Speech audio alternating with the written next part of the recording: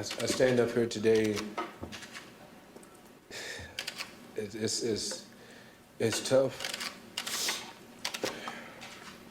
It's hard, but it's also easy at the same time. Quick story. One of my best friends has been living in a constant struggle for years. During this time, dude has always continued to hustle, always keeping a 9-to-5 while simultaneously growing his media company. Now, it has not been a straight line to success. There's been a lot of setbacks, a lot of false starts, and a lot of failure. Time wasted shooting videos with subpar equipment, but just making it work, problem solving constantly, networking, taking a job that ain't nobody else want, that type of thing. And he been going at it for a long time. Earlier this year, it seemed like it had all come to a head and all of his struggling and his hustling was just thrown back in his face. As he felt like he was finally making some progress, he had half of his hours cut at work. Now this man has a family, so to cut his finances in half, you feel me? Like that's a huge blow. What he didn't realize was that old struggle stage of his life had just ended. It was crazy, right? Clients that he hadn't talked to in months just started hitting him up randomly. They had their money, that was ready for their projects to be done. He ended up getting a recurring job at a local theater that in itself would replace the money that he'd lost from his former 9-to-5. Even more clients that he had never talked to before start reaching out as well. His company had begun to grow through the city, all from word of mouth. All that groundwork he had put in over all of this time. And all of a sudden he had more work than he even knew what to do with. And the funny thing is, had he not had his hours cut, he would have never been able to take advantage of this opportunity. And I truly believe that struggle stage of his life that he was in for so long was just preparing him for the stage that he's entering into right now. Sometimes you gotta let some things go in order to create space for something better. The subject of today's video is former NFL All-Pro Patrick Willis, a guy who walked away from a career in the NFL sooner than most would be willing to.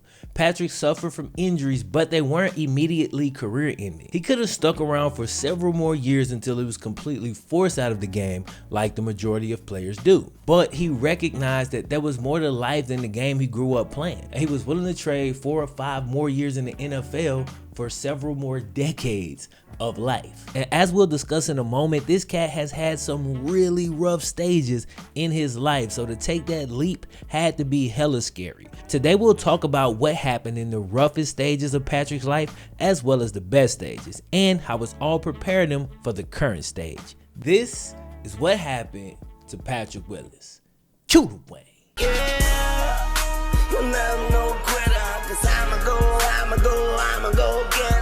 Patrick Willis grew up in Brewston, Tennessee. We're talking about the boonies, the boondocks, bro. You know that one lady that's usually always there for you no matter what stupid thing you do? Your mom?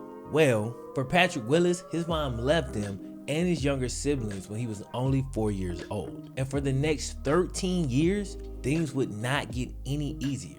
This man didn't even have running water in his house until he was 8 years old. Prior to that, he was urinating in a bucket at night. Him and his siblings would have to cover it with a board so the smell couldn't leak out. Then in the morning, take it out in the woods, dump it. You know what I'm saying? Patrick and his 3 siblings were raised by their dad and money was scarce, so Patrick had to go to work pretty early when he was 10 years old. We talking back-breaking work, like working out in the fields at 10 years old, 10-hour days in order to help keep the lights on. But it gets much worse. See, every dollar Patrick was making, he'd give to his dad for the bills. So as you might imagine, he was pretty confused when he'd come home and the lights wasn't on. Like, what's up? Come to find out, Patrick's dad had developed a bit of an alcohol/drug problem. Dude was spending Patrick's hard-earned money on his vices and completely ignoring his responsibility. Patrick's dad continued to spiral. Not only was he taking all of Patrick's money and not allowing him to spend any of it on himself, dude became increasingly abusive to Patrick and his siblings. And when I say abusive, I ain't talking about a regular country whooping. I grew up in the country. I know what a whooping look like, all right? We talking about pots, pans, fist. That ain't no whooping. That's abuse. Obviously inexcusable, but I have to imagine from Patrick's dad's side, because I'm trying to think like what would make a person do this, you know what I'm saying? And I think for Patrick's dad, he did what the majority of people do when you're struggling to cope with life. You find your substance of choice to kind of numb it all out. I guess he felt that his woman left and his life wasn't really going anywhere, so,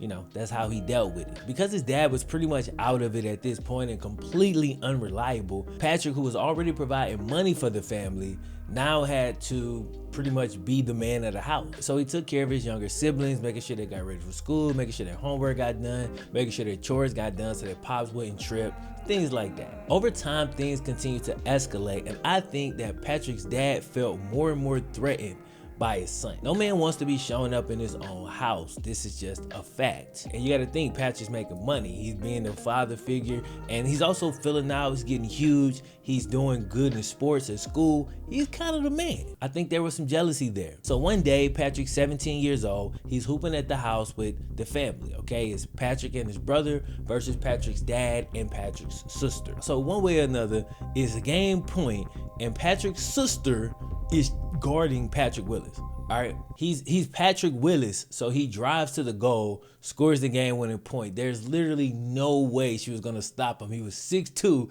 like 220 at this point. He gets to the rack, slams it home. That's game.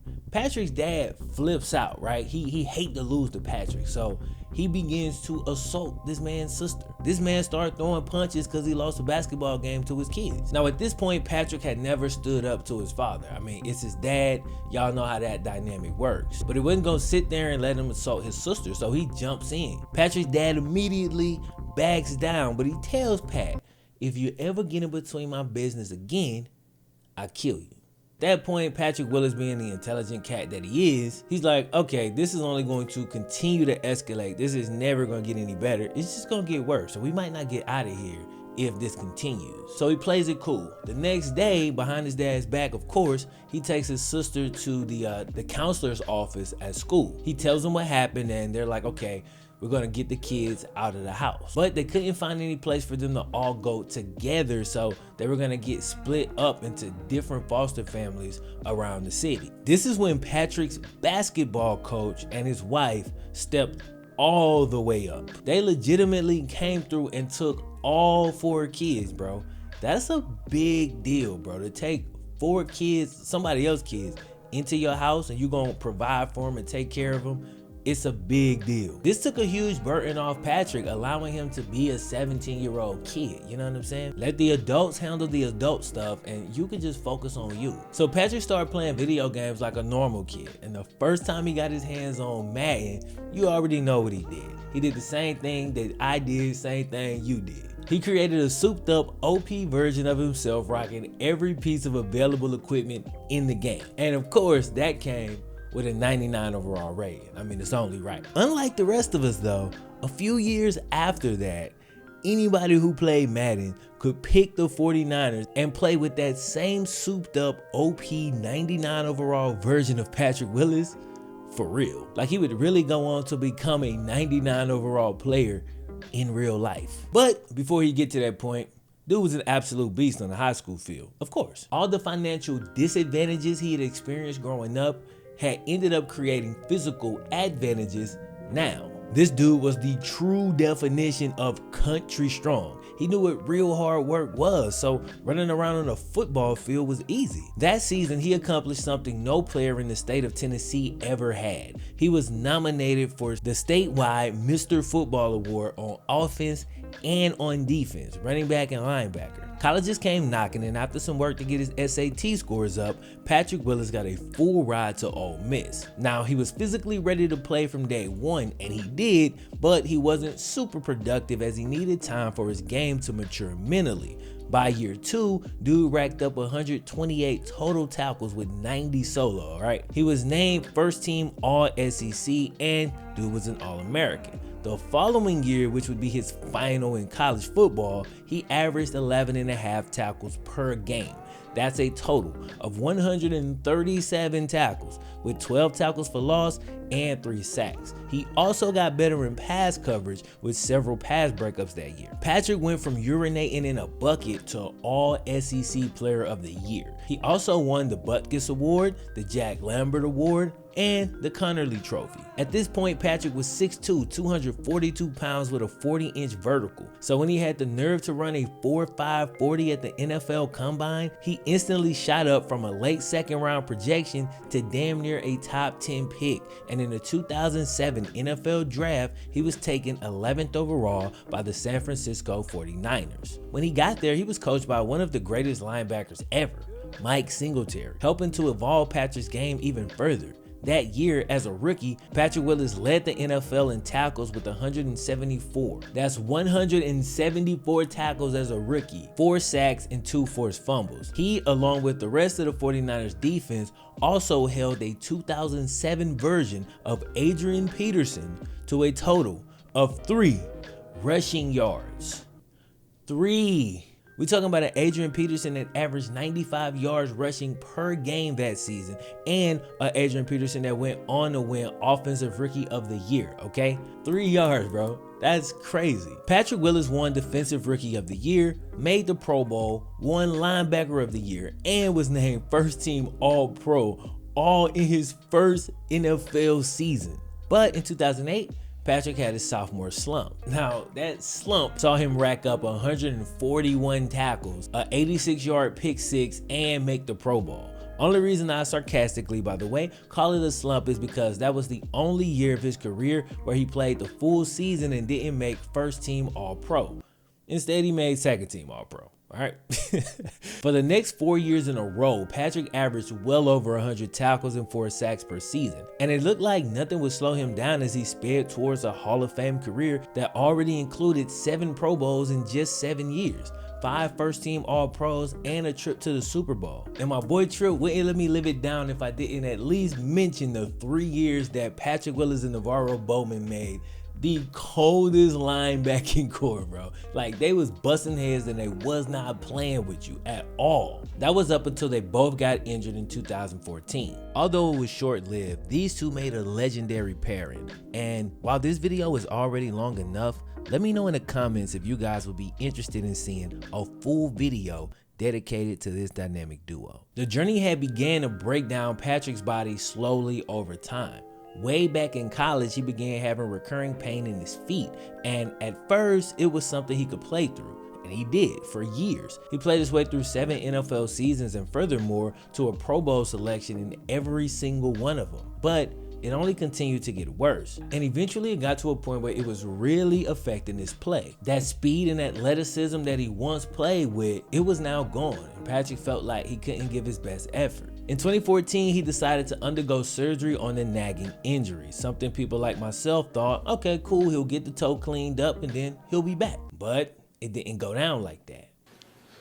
That get this game, everything I had, given my health today, and I'll tell y'all, man, these feet, boy, I make no excuses.